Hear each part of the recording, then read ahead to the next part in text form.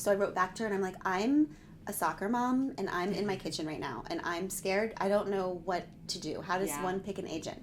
And she said, well, you just have to ask around. I'm like, who? At the bus stop? At 7-Eleven? Like, I don't think you understand my life. You weren't besties with Liz Gilbert at that point? No! Hi, I'm Kelsey Humphreys, and this is The Pursuit, where I help you in your journey, your hustle, and your climb to become your best self and give the world your best work. After all, I'm still hustling after that too, guys. So I sit down with today's leading celebrities, entrepreneurs, and executives, and then I break down success for the rest of us. Let's dive into this episode with Glennon Doyle Melton. Glennon Doyle Melton is the author of the New York Times Bestselling Memoirs, Love Warrior and Carry On Warrior. Glennon is also the founder of Momastery, an online community reaching millions of people each week. She is the creator and president of Together Rising, a nonprofit organization that has raised over $4 million for families around the world. She's a sought-after public speaker, and her work has been featured on The Today Show, The Talk, The Oprah Winfrey Network, NPR, The New York Times, Ladies' Home Journal, and many more. I sat down with her recently on her book tour in Dallas to talk to her about her amazing success as a writer. I am freaking out because today I get to sit down with Glennon Doyle Melton, founder of Momastery. I mean, everyone when I posted online that I got to interview you was just bonkers, bonkers. I mean, you have rabid, raving fans. And so we'll talk about how you got to that point. Thank you so much. We are in her hotel room in Dallas in the crack of dawn, it feels like, first thing in the morning. So thank you for letting us barge in. Absolutely. I hope I'm not showered. I just threw a straightener through my hair and hoped for the best. Me either, but we look great, don't we? Everyone on YouTube, please comment about how great we look. Thank you very much. All right. Well, as you guys know, I always try and start at the beginning with my guests. And so for you, that was this Facebook list post. And you've told this story a lot of times, so I'm going to try and just shorten it a little bit for you. You know those listicle Facebook posts that used to go around a few years back? Mm-hmm. They were really popular. And so you were like, yes, I'd love to write about myself and be honest here. And so she wrote some deep things, and then your phone starts to explode. Mm-hmm. So kind of just touch on that for a little bit, how that started. Yeah. I mean, I think at the time I was just desperate for a place to be completely honest about how hard family life was. Mm-hmm. And I mean, it was beautiful, and parenting and marriage, but also brutally hard. And what I've found about the only thing that makes life easier is to find honest people to talk about how hard it is, mm-hmm. right? But I couldn't find that because it was like if you admitted that life was hard, that was some kind of admission of failure in our culture, mm-hmm. which mm-hmm. is so strange because often these parts of life are hardest for people who are doing them right, who are showing up vulnerably and relentlessly and getting knocked down. So anyway, I saw this Facebook thing that said, share 25 things about yourself. And I was like, ooh, I could do that. That's fun. So I wrote, here's my number 6 was, I'm a recovering food and alcohol addict, but I still find myself missing booze in the same twisted way we can miss those who repeatedly beat us and leave us for dead. True. Yeah. Right? But my friend Lisa's number 6 was, my favorite snack food is hummus. And I was like, damn, I should have read other people's lists, like the story of my life, right. you know? Like, we're not doing that here, right? Mm-hmm. Mm-hmm. So it was just what Brene calls the vulnerability hangover, you know, mm-hmm. just like, oh, I shouldn't have said all of that. But the cool thing was that later I checked some emails that I had gotten that day, and they were from people who I had known my whole life, but had never really introduced themselves mm-hmm. to me, right? Because they finally were shown, because they read my list and saw the truth of me.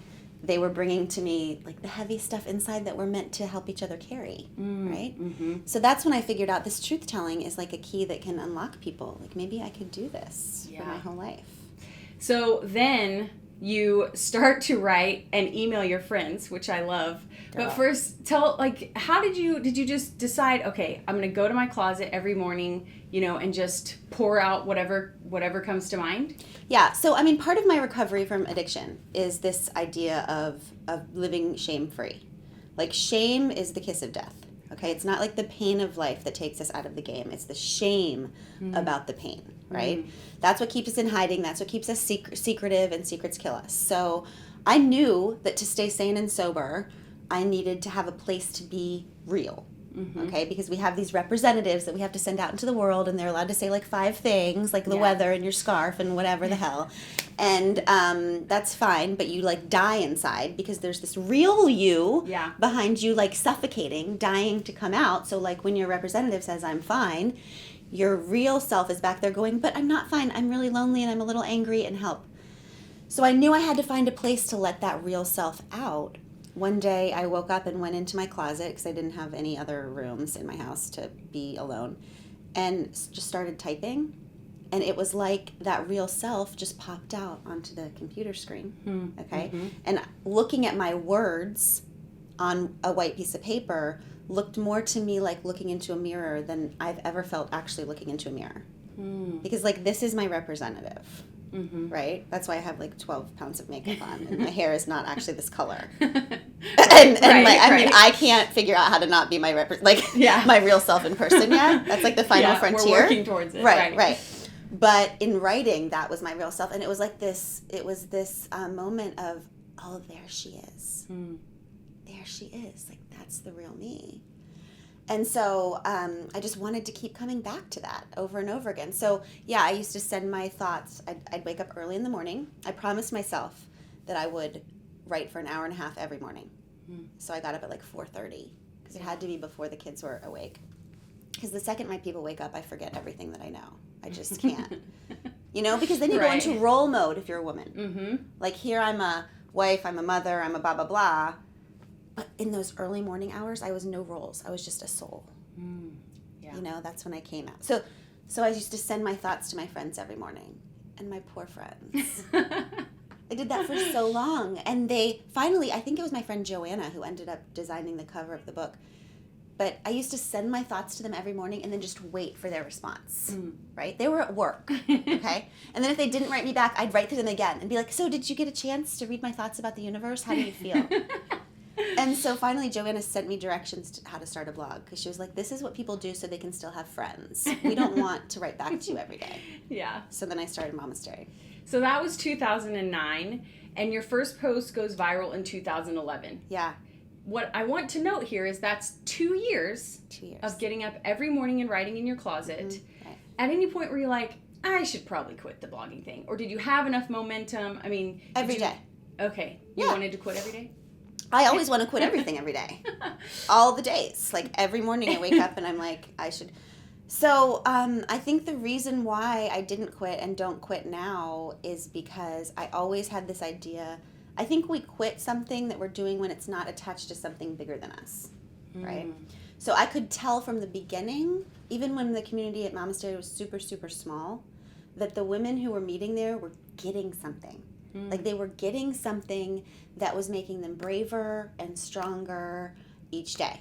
Yeah. And so I felt a responsibility to not only to myself, but to them. So that's still what keeps me going is like, it feels attached to something bigger. Yeah. Let's talk about that responsibility for a second because you're so honest. I mean, so honest in your writing, which is why it was so refreshing to people and, why you are where you are today. Have you read Amy Poehler's Yes, Please? Of course. And she talks about, like, how do I know if this is just self-indulgent bullshit? Which I think all writers struggle with. And your writing is even more personal than most memoir, I feel like. So how do you do a lot of self-editing? Yeah.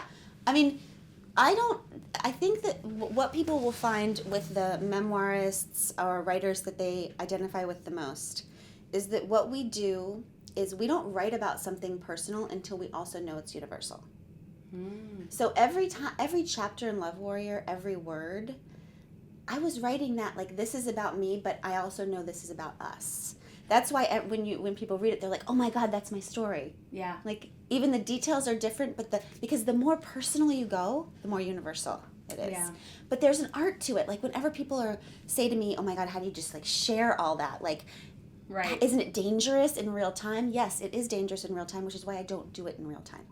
So like what people don't think about with Love Warrior is that all of that stuff that went on in my marriage happened 4 years ago. Wow. So I've been working on that book in the dark by myself for 4 years. I never even mentioned the word infidelity on my blog. Yeah. Like, because there's this kind of truth-telling that feels like bulimic, and I can make the bulimic joke because I've been a bulimic for 20 years. Okay. Right. So, I mean, I'm not now, but I'm recovering. So it's like things happen to people and then they just like put it all out there. Yeah. And what happens when we do that is we haven't digested like the truth and the beauty of it. So when life happens to us, we have to work it out on our own for a while and in the dark turn it into something that's artistic and beautiful and then give it to the world. Otherwise, it just makes the world really scared for us. Wow. And it doesn't, my writing is comforting to people because I made sure that it was by giving it time to like digest, and then I can offer it as a gift instead of like a needy thing. Like my friend Nadia says, we write from our scars and not our wounds. And I think that is sort of an important thing to think about with truth-telling. Such a great lesson for all of the aspiring authors and writers out there. I think that is huge. And another thing, we were talking off camera because I'm working on my next book, and you know, knowing that publishing is going to be so far away, and the thing you talked about how you couldn't be touring right now if it wasn't that way, right? Right. Because, you know, people ask me questions now as if I'm going through right now what happened in Love Warrior. But I'm 4 years out. You know, I'm going out on the road representing the woman who was in Love Warrior 4 years ago. I am a completely different person now. And so the reason I can go out and answer questions and not break down and not lose my mind is because I'm healed from that, mostly. So I can be vulnerable. It's like this idea of being vulnerable and bulletproof at the same time. I can be vulnerable about that version of me 4 years ago, right? But I'm a little bit bulletproof about it because I'm in another chapter of my story. So I'm in a chapter of my story right now that nobody knows about. Maybe 7 people in my life, right? Yeah. And nobody will know about it until I figure out what the heck it means. Yeah. 3 years from now. Oh my gosh. Such great lessons. So for the aspiring writers and authors, people who want to build a community, I mean, what you built at Momastery is huge and incredible. And it happened pretty fast. I mean, we're talking about like 7 years. So 2011, that post goes viral. At that point, did a publisher or an agent approach you about the first book? So Don't Carpe Diem was this essay that went just completely viral. And actually, the week before that, my friend Amy had put share buttons on. I didn't even have share buttons on my blog. I didn't know what the heck a blog was. I just was like typing and like, is it going? I didn't have a clue. So she was like, you at least need to put share buttons on your blog. She did it, and then a week later, the second essay I wrote after that went viral. And I just started getting numerous emails from agents just saying, write a book, write a book, write a book. And then I think maybe 3 weeks after that post went viral, I was in New York at an auction for Carry On Warrior. How did you pick an agent? Okay, so this is a little bit embarrassing, but I remember I was like in my pajamas answering emails. I didn't want to write anyone back. I didn't know what an agent was. Okay, I knew a real estate agent. That's the only, a secret agent. Those are the agents that I knew, right? Right. So I remember this one agent wrote, and she seemed really nice. I just felt like she had a kind vibe. So I wrote back to her, and I'm like, I'm a soccer mom, and I'm in my kitchen right now, and I'm scared. I don't know what to do. How does one pick an agent? And she said, well, you just have to ask around. I'm like, who? At the bus stop? At 7-Eleven? Like, I don't think you understand my life. You weren't besties with Liz Gilbert at that point? No! If I was besties with Liz at that point, I would have been okay. So I did what I always do, which is that I did the next right thing, and I chose the next right person. So I talked to maybe 3 or 4 agents, and the one that I just felt was aligned with my values and that I felt a kinship with, I went with. Okay, and so then what's that experience like? Your very personal work, it's a blog, you have this community you feel responsible to, and there you are in New York. Yeah. Tell us about that experience. Well, my sister came with me because that's what she has to, so I don't run away, right? I don't know. It was amazing, surreal. The publishing house that I chose, I'm with a different one now. But the publishing house that I chose, I walked in and there was a huge conference. It felt very old boys club to me at all of the publishing houses that I went to. That makes me uncomfortable. I walked into this one publishing house and there was a huge conference table. There was 15 people around the around the table, and all of them were women, run by women. And I just walked in, and then a bunch of people brought food and coffee, and they were all boys. That's amazing. And I kicked my sister under the table and was like, this is it. That's hilarious. Coming up, Glennon is going to tell us how she scored a coveted spot on Oprah's book club list, and she's going to give us her #1 piece of advice for writers and creators. But first, I wanted to remind you, if you're loving this free show here on the interwebs, there are 3 ways to show your support. First, you can subscribe to the YouTube channel. Second, you can leave a comment and let me know you're enjoying this interview. And lastly, you can sign up to become a Pursuit Insider. And when you do, to show my appreciation, I'll give you a free copy of Pursuit magazine. Now let's get back into the episode. So now listening to you talk about this, it kind of sounds like you are living the dream in that you just get to write and other people are doing all of the business building. Is that the case? I know your sister plays a part, and you had an agent and a publisher. Like, do you get to just focus on the art, or how much do you think about marketing and community building and all that? Well, I mean, I think about community building a lot because Together Rising, our nonprofit, is my life. Okay. So I think that every word that I write or speak is really about Together Rising. Interesting. For sure. That's the attached to something bigger. Okay. Right, so Together Rising serves women and children in crisis. I have been a child or a woman in crisis most of my life. I identify with this. That's why I do what I do. But no, I, in some ways, am the luckiest person on earth because my sister and I have done life together forever. And she's always been the practical, logical, brilliant brain, while I can be this dreamy, creative person. And together we make one person. And together we make Momastery. Right? Awesome. So yeah, she handles, I mean, I think in lots of ways her job is much, much harder than mine. She works, oh my gosh, 12 hours a day on all of the business stuff. But I think one of the reasons why Momastery has grown is that I don't think like that. I have always felt like having any kind of platform is such a ridiculous honor and blessing. Like, if you have 5 people following you, it blows my mind that I can type something into Facebook and help people through their day. That's crazy. Like, we've never had that before. Like, right. That's an amazing blessing. So even when I had 5 people, my mantra was, if you want to grow, serve the ones you have. Yeah. People are not stupid. If they trust your audience, if they think that what you're giving them is good, they will share it with their friends. Don't trick people. Like, please share this. No. Like, if it's good, content is king. If it's good enough, if it's helping people, people want to help their people. They will share it. So when it was 5 people, I was just every day, just serve your audience, serve the ones you've got. Yeah. And then it'll grow. Do we need to adjust? I did some adjustments. It did clip out for like half a second. I mean, because of the light? I adjusted the light. Okay, we'll keep going. Okay. I do want to talk about how you serve them, but first, any advice on working with family, working with a sibling, working with a spouse? I mean, that's a close relationship that's important to you, and now you're adding business into the mix. Yeah. I don't know. I would not do it. Except, I mean, my sister and I have a very unusual relationship. Like, my sister will tell you, I've been my sister's keeper since we were born. I mean, we've had a rough go of it. So I was very lost to bulimia and alcoholism for a very long time. Right. We've had this relationship that was like we're conjoined twins, right? So we feel in a lot of ways like one person. I'm sure that everyone who's watching is like, codependent, and they would be right. And you're correct. Right. So I don't know. I mean, your relationship really has to be bulletproof to go into this kind of thing. So let's go back to serving, how you possibly can respond to everyone, read every comment. Because, of course, you did at the beginning. You're responding to everyone, reading every email. Do you still do that? Do you have a process? Yeah. I actually do read all the comments and all the emails. Still? And I don't think it's healthy.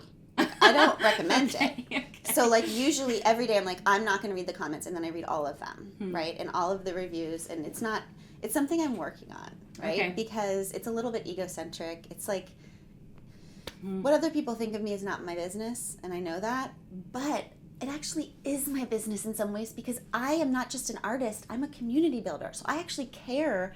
I love the people at Momastery. Like, they love me. I love them. They've helped me through the hardest times of my life. I want to be serving them well. And so I do read them all. What I don't hold myself responsible for is responding. So what I would give this advice to everybody: take it in at what level you're comfortable with. But then what I told myself is that everything I put out, whether it's a book or a blog post or whatever, is my collective love letter back to every single person who's written to me. Because if you hold yourself responsible for responding to everyone, you will quit. And my job is to make whatever boundaries that I need to make so that I don't quit. That's it. Because you can't. I mean, if you're setting yourself up to do something that you can't do, that'll take you out of the game. Yeah. And so my job is to, I think about that all the time, do whatever I have to do today so that I don't quit. Because this is what I was put here to do.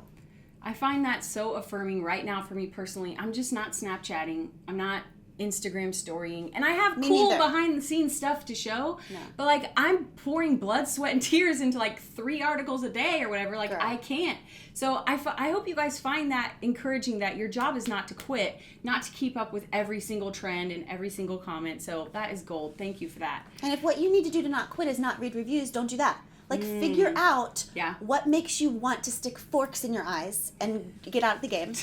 And don't do that. And don't do that thing. Because it's almost like every time I get on Amazon or whatever and read my reviews or go to these forums that hate me, I'm like, what I'm doing, and it's a mental health thing, like, it's like cutting.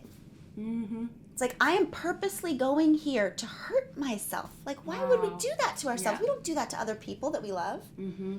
Right? So figure out what kills you and then don't do that thing.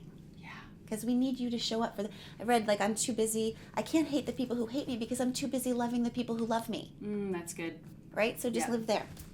Okay, so let's talk about with the TED Talk. I'm sure a lot of people ask you, how'd you get a TED Talk? I want to do a TED Talk. Did they approach you? Did you reach out to them? No. They approached you. Mm-hmm. Are there any big tipping points you had because you were proactive? Like you asked for it, you went after it?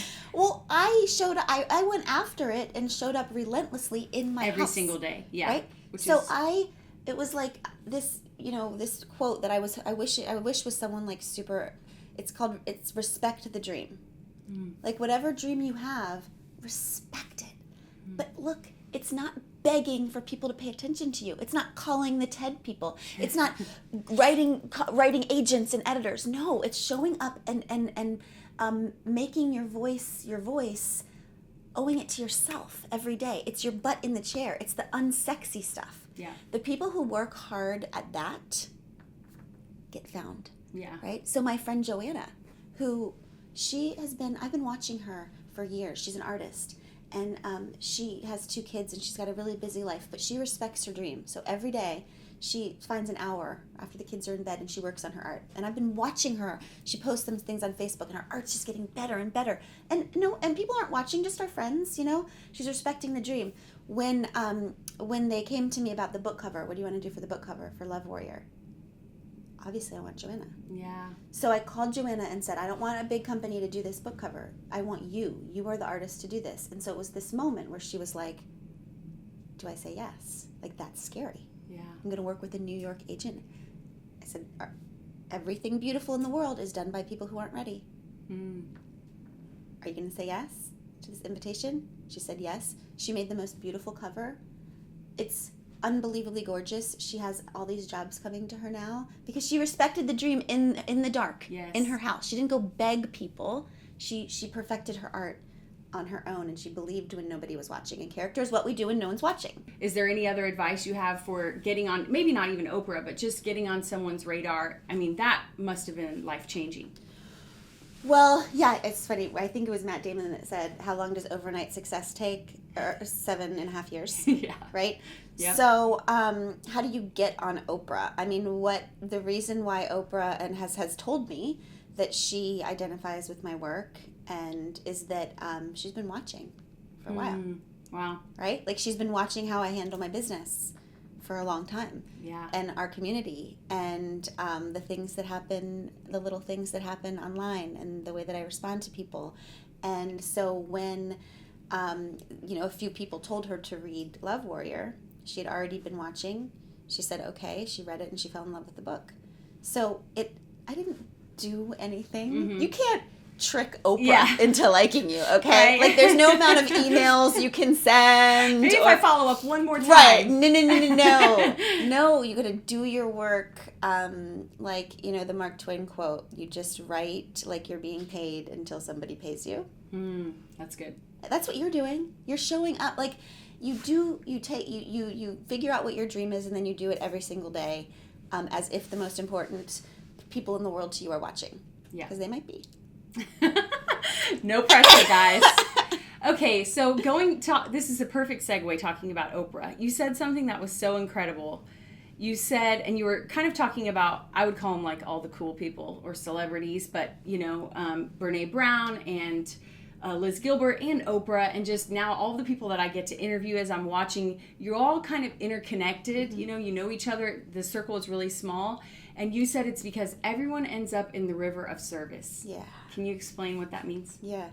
So what happens is we have these gifts that we get to discover, right? If we're like paying attention to ourselves, right? Because this is where it starts. Everyone thinks that a successful woman is selfless. It's BS. Like that's the utter, like, the problem with being selfless is that then you're dead. Right? Good point. Right? So our goal, the first step, is to figure out who is this person and what does she want. So like you and you're going to get a piano. Yes. Right. Yep. So who are we on the inside? What do we want? Then we start to use our gift. And then we find out that what our gift leads us to is to service. Right? So I am an artist. I'm a writer. My job is to pay attention. Like to pay attention to people and things in ways that other people might not be paying attention. What happens when you really pay attention to people? You fall in love with them. That's it. Right? If you're really close to someone and you're really looking in love, that leads you to service. Because you fall in love with everybody, your heart breaks open. This is why good art always turns to activism. Right? So this is how Together Rising started. This is how the project that we did with the refugees started. That's what brought Lizzie to me, who is my life. I mean, I can't even go a day without her. And Brene and Cheryl, I mean, all these amazing people, the river of service, they're already there. So once you get there, you meet and then you find out, I mean, I think you figure out what breaks your heart. We all want to avoid what breaks our heart. It's ridiculous. Like the purpose of having a heart is to return it like untarnished, right? No, you figure out what breaks your heart, and that is the clue to your purpose. Because what breaks your heart is different than what breaks my heart, right? It's a clue. It's a big arrow pointing towards your river of service. Then you show up there, and then you find your tribe. Because there's no bond that's greater than the bond that happens between people who are doing world healing work together. Right? So if we're here for purpose and connection, tell me what breaks your heart, you'll find both. So great. So let's talk a little bit before we get into your like daily habits and some success things that you think set you up for success. I just want to talk a little bit to, one thing you said is that purpose plus peace equals joy. And I know a lot of people watching are hustlers and are working hard towards your dreams and your goals, and they're good on the purpose part, not so great on the peace part. Like working really hard, putting in all the hours, hustle, a lot of anxiety, a lot of stress. How can we start listening? How do they get started towards the journey of having purpose and peace? Well, I mean, actually, it's like incredibly simple. Okay, we want to have this like big idea. I mean, an authentic life, like everyone says, what is authenticity? It's like the buzzword of the year, and nobody knows what the hell it means, right? I think we can't plan lives. We can't plan our life. All we can do is plan our day, right? So to me, an authentic life is each day you figure out what your values are, and then you match up your hours to those values. That's it. So like whatever you don't dedicate hours to will go away. Wow. So if you don't want your work to grow, then just don't spend a couple hours on it a day. If you don't want your family to work, then just don't schedule it in. Not in the future. I will concentrate on this thing today. Yeah. Right. So I mean, life is this rhythm, right? And hustlers are really good at the hustle part, and they're not good at the rest part. Yeah. So they're good at the purpose part, but not good at the peace part, and that is not brave. And it's not badass, it's stupid. Because the resting part, like any piece of music, or the resting part is crucial to the creative process. Yeah. So you're not doing yourself any favors by not resting, right? It's like the creation story, the poem in the Bible about the way things are created, right? The way things are created are, you wake up in the morning, you create, and then you sit back and you rest, and you call it good. Yeah. And that is not like, so it's not like God just needed some more Red Bull, okay? It's not like that God was tired. Yep. It was that resting is a crucial part of filling up so that you can create again the next day, right? And so your job is to create something, put it out into the world, and then rest, and then you call it good. You don't ask the internet if it's good. Okay? You don't like read all of your reviews like I do and see if like somebody in their basement in Tulsa thinks it's good. Like you just say, I made that. I'm proud of myself for showing up and it's good and I'm going to rest and then tomorrow I'm going to create again. Yeah. I try not to inject much of my own story, but she mentioned the piano thing and I wanted to share that with you guys because this was a little bit embarrassing and awkward, but my husband said one day, you know, I'm so driven and I'm working so hard on this, and he said, do you remember what is fun for you? And when I read her book, I realized I have to get a piano. I have to go back to sitting at the piano and playing. Because for her in the book, you guys have to read it. We'll link it up. You know, it was sitting on the beach and taking in the ocean. And for me, it used to be sitting there and just hammering out anything, nothing, chords, whatever. It didn't matter. And so I hope that you guys, A, read her book. And then B, think about this lesson of like, am I resting? And like, what does my soul need is something I learned from you. And for me, in that resting and in what my soul needs, I need to sit at the piano. Yeah. So such a great lesson. And okay, just a couple more things before we wrap up. You talk about how we're trinities, which I love. And so I'd like for you to go through all three parts and give me some success habits you have. So things you do every day that you think set you up to really show up. Yeah. Yeah, so we're Trinity's body, mind, and spirit, right? And so the healthiest of us, to be whole, is to live out a life of the mind, a life of the spirit, and a life of the body. That's it. So what happens to a lot of little girls and what happened to me is that we get so many confusing messages about our bodies throughout our lives that we feel shame about our bodies. And you can't love or claim something that you feel shame for. So we vote our bodies off the island, right? And we're like, we'll just live in this safer mind, spirit place. By the way, that's what happens to the boys too. It's just that good girls don't hunger and desire, so we don't live in our bodies. Brave boys don't cry and feel, so they don't live in their minds. And then we freaking marry each other. Yeah. Okay. All right. So that's a good system. But so for me, I mean, you got to figure out what part of you don't identify with as much, right? So for me, it's body stuff. Always has been since I was 10 years old and became bulimic. I've been so confused about what the hell this thing is and like how I'm supposed to like. What I know in my head that this is like as divine as my mind and spirit, that this is a vessel of love that allows me to love other people and wisdom that allows me to learn, and that its worth is based on its existence and not its shape. And I know that in my head, but like, so to remind myself to be in my body, I do yoga. Okay. Right? So that's how it's part of Love Warrior. That's how I kind of had a reunion with my body, mind, and spirit, is that I got into yoga again. I hated it at first because it was so woo-woo and I just, ugh. Yeah. But now it saves my life. It just meant to drop in, be here now. Wow. Because when we live up here, it's all so anxious. You know, it's like I feel like I'm hovering above my life all the time. And every time I can drop back into my body, for some reason I remember that it's okay. What's your daily writing practice now? Is it still mornings? First thing in the morning. Okay. Yeah. I can't do anything creative after 11 a.m. Nothing. Okay. Maybe 10 a.m. I mean, all of the magic happens for me in the morning in the dark. That's where I'm a soul and not a role. Okay. Then my day starts and all the children and the job and everything. So I do like business stuff for the rest of the day. So my mind, but this is what's interesting, you guys. I think that like, what I figured out is that when I'm having a mind problem, like I can't work out something in my writing or I can't work out a problem with a friend or whatever, what helps is not staying in my mind but jumping into something for the body, which is so weird to me. So if I'm having this mind problem and I sit at my computer and try to solve it, it doesn't work. But if I go for a walk or I get on my elliptical or I do yoga, for some reason it settles.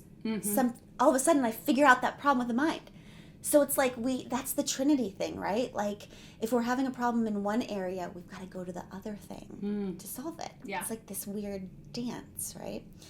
And then the spirit stuff, for me, it's always silence, quiet. I have Be Still written on my wrist. I figured out during my separation that the only way to do life well is to find a way to block out all the voices of what we should do. Like whether it's from culture or our friends or our family or the institutions in our life, and then get really still and listen for that still small voice that will always tell us what the next right thing to do is. Every time a woman says, I don't know what to do, she's lying. She knows what to do, she just doesn't want to do the thing that she's supposed to do. So we call our friends and we're like, what should we do? What should we do, right? Yes. So I just get really quiet. I listen for the still small voice, which is really not a voice. It's more like a knowing. Like it's more like gravity than like a argument that I can make. the fear voices speak in words, but the knowing is just like, next right thing. And it's never about right or wrong. That's BS. It's about the precise thing, because God just speaks to us one person at a time, right? One at a time. So it never gives me a 5-year plan. It just tells me what to do next. I mean, I think one of the most revolutionary things a woman can do is just stop explaining herself. God, just do the next right thing. And don't ask everybody if that was okay. If it's a mistake, we can backtrack. Nobody else knows. Nobody else knows what you're supposed to do. They don't even know what they're supposed to do. Like, right? Right. So you just keep doing the next right thing, and then eventually that adds up to a really good life. Amazing. Okay, last couple questions. What's your number one piece of advice for aspiring authors and speakers? I mean, respect the dream, I guess. You know, figure out what your daily job is, which is your butt in the chair, probably. And show up for yourself every single day, and and then when the other thing I think is important for artists is you put your art out into the world, and then you don't babysit it. Like your art is a big girl, you know, like what I see so many people that get so upset. They're artists and they have beautiful voices, but because of the internet, what they do is they put their art out into the world, and then they just follow it around and make sure everyone is treating it well, and make sure everyone is understanding it, and make sure that they're proving themselves over and over again. So they're answering back to people who don't like it. And then they quit. And they don't quit because they aren't artists. They quit because they aren't babysitters. Yeah. Right? That is not your job. And actually, if you're going to give your art to the world, you don't get to follow it around. It's not yours anymore. You gave it away. So one of the reasons why I've written, 70 freaking million essays on my blog and have been able to write so much is that I promised myself I would never defend myself. So I read my loving comments from my community, but I have never not one time in 7 years, engaged something negative, ever. Wow. And that's why I have the energy to do the next thing. Yeah. Because otherwise you're just in this tug of war with the world, and then you lose all of your energy. Yeah. So my job is to create something, drop it, call it good, rest, make something the next day. Drop it, call it good. There's no after. There's a before, where you gather your ideas. There's a during, where you write it all out. There's no after. You don't follow it around. So my piece of advice would be an artist, don't be a babysitter. So good. So looking back over the last 7 years, what's been the best part and the worst part? Okay. The best part, without a doubt, is the people that have come into my life because of this. The amazing thing about when you put your true self out into the world, and this doesn't have anything to do with the level that it's at or the number of people or whatever. Like when I gave my book to Liz, we didn't really know each other. But I love her and respect her work. And so I sent it to her. And I was scared to death because I don't do that. I've never done that. I just knew. When she read that book is when we became super close. Because she was like, oh, I see you.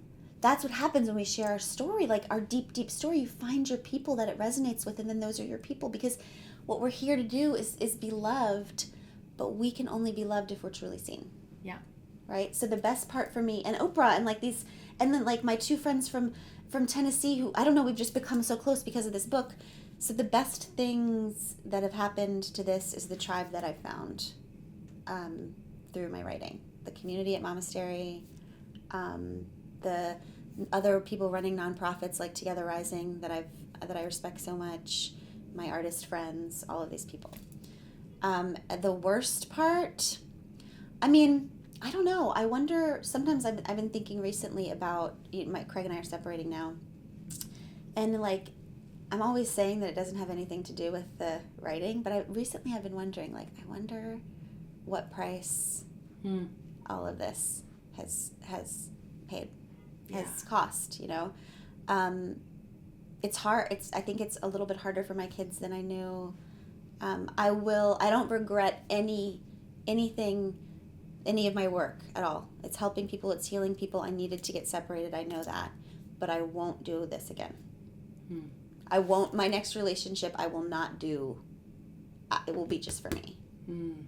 So whatever that is, I haven't figured it all out, But what I do know is that there has been a price to pay.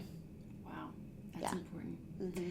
All right, well, we will be right back after this. Thank you again so much with Fast Facts. Guys, do you not just love Glennon Doyle Melton so hard? I mean, she is the best. I fangirled all over myself. I just love her so much. And she just has such great insights for people who want to try and figure out how to share their personal story. I do want to tell you, because I know she has some fans out there who want to know, she's the exact same. She's everything you hope she would be from reading her writing and seeing her on video. She's the same off camera as she is on camera. She is the real deal. So I really enjoyed getting to pick her brain. Out of all the amazing things she said, here are my top few keys to success for the rest of us from my conversation with Glennon Doyle Melton. Number 1, find your true voice. She says you have to take off all of the roles that you wear like costumes in life, like now I'm a mom, now I'm an entrepreneur. Take those roles off and remove your representative, the person that keeps up a facade. Get to your true voice if you want to start sharing your story. Number 2, be prepared for a vulnerability hangover. After you start to share your story, you may think, oh no, what have I done? Keep going, because then you get to the reward, which is that people will reach out to you and say, me too. Number 3, create boundaries because it will not be easy. The first boundary you need to set is a way to cut out self-indulgent writing that's more like just therapy on paper. And the way to do that is to make sure that what you're writing about in sharing your story is truly universal. The next boundary, which I think applies to anyone pursuing any dream, is that you have to set a boundary for yourself so that you don't quit. Whatever the amount of effort you can put in to not quit on your dream, you need to set that boundary. Don't overcommit and don't undercommit. Do not quit.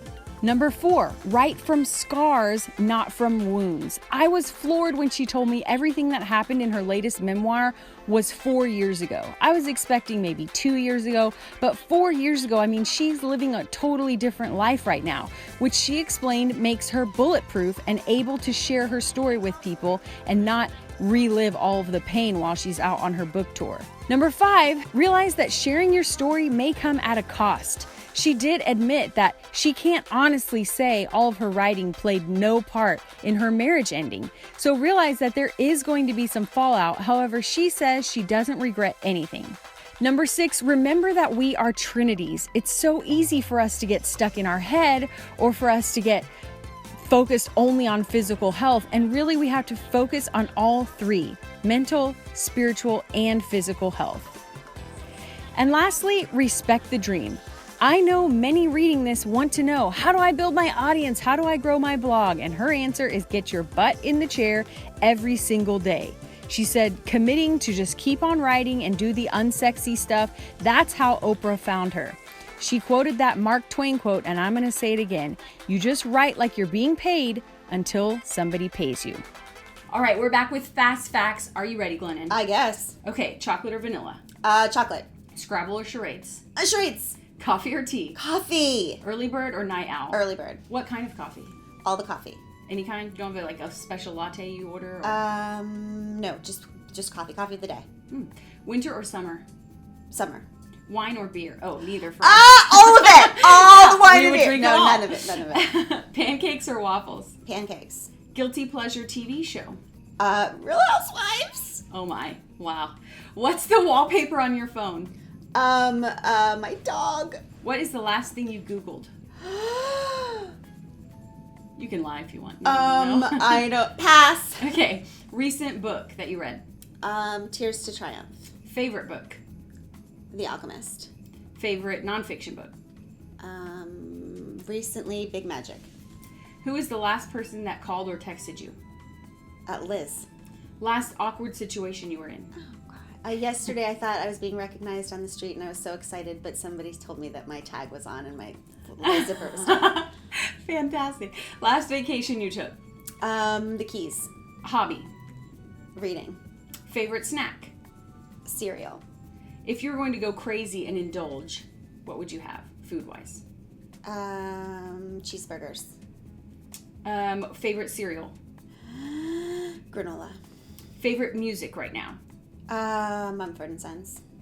Biggest pet peeve? Biggest pet peeve, I don't know, chewing. What would your, are they gone? Okay. What would your sister say is her biggest pet peeve that you do?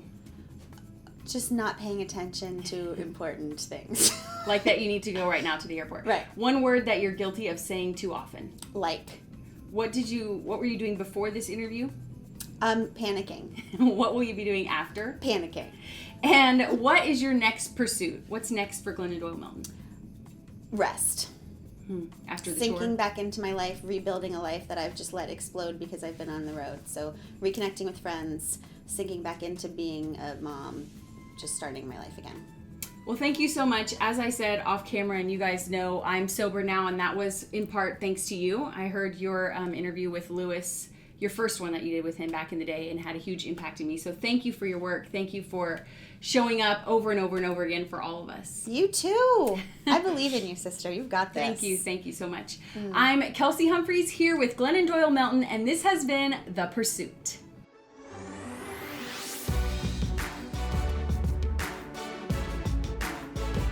Don't forget, guys, there are 3 ways to support the show. You can subscribe here on YouTube, you can leave a comment, and you can go subscribe to the weekly emails to go behind the scenes and get extra info from each episode.